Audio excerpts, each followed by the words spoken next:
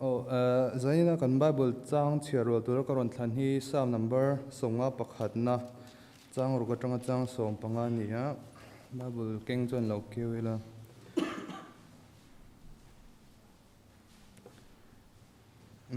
kan vai ni lo ding ang abung le chang ka abung le chang le thupui ka soinga chon kan chiar tran don ne chang Psalm number songa pakhat na chang ru ka tanga chang som panga ngai dam dil na ngai te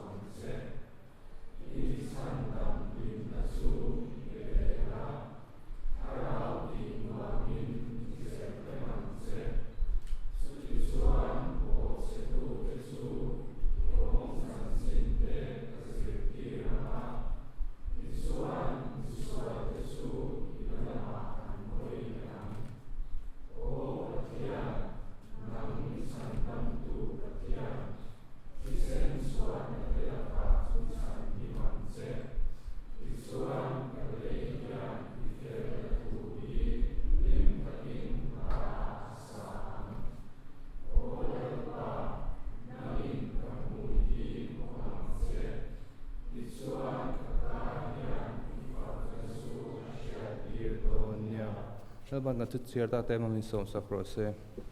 ilo thong